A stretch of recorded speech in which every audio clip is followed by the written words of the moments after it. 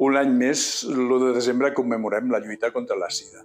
I la veritat és que jo, que fa 40 anys que veig pacients que tenen aquesta infecció, he de considerar en aquests moments que les coses han millorat moltíssim. Sobretot perquè els tractaments són molt útils, perquè tenim eines preventives que de tant en tant funcionen i perquè la gent pot portar aquesta infecció fent vida normal tota la vida. Però això no vol dir que tot estigui resolt. No tenim cura per la infecció. Quan un s'infecta ho estarà tota la vida, de moment. No tenim una evidència de que a tot arreu estiguin anant bé les coses. A l'Àfrica continua havent milions de casos cada any i, per tant, que en alguns països desenvolupats tinguem les eines fantàstiques no vol dir que això arribi a tot arreu.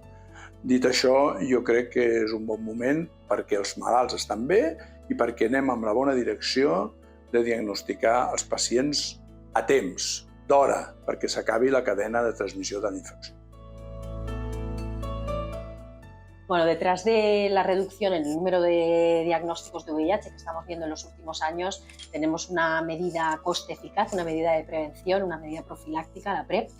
Es una medida sencilla de tratamiento con pocos efectos secundarios que consiste en tomar un comprimido, un antirretroviral al día.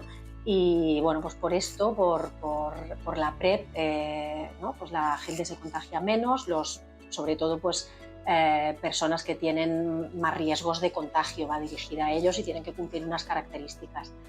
Tot i així, crec que encara ens queda molt per endavant en quant a molta feina en quant al diagnòstic de la infecció per VIH.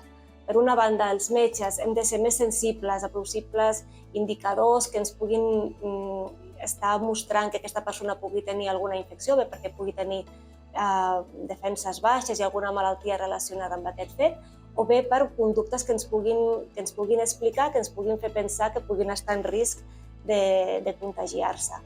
I d'altra banda, les persones han de fer caure el seu propi tabú a l'hora de demanar aquesta prova i no passa res. Demanar una prova de VIH és una cosa tan senzilla com demanar una prova de colesterol, es pot demanar al metge de capçalera, no seran jutjats per aquest motiu.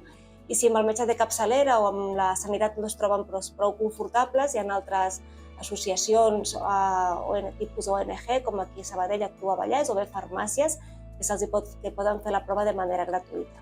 Doncs com a contrapunt sí que hem dit que els diagnòstics de VIH van de baixada, però com sabeu hi ha altres ETS, el VIH és una ETS i per sort veiem que ha baixat, però estem diagnosticant moltes més. Probablement és perquè estem més sensibilitzats, amb la PrEP que s'ha comentat abans també es fan cribatges cada 4 mesos, estiguin simptomàtics o no, amb la qual cosa també cribem més, però també les tractem més i ens permet detectar abans possibles brots o possibles persones malaltes que estiguin asimptomàtiques i així evitar la cadena de transmissió. Per tant, també animem a si cal fer-se, si tens símptomes o et vols mirar, també amb el metge de capçalera o amb les associacions culturals i comunitàries.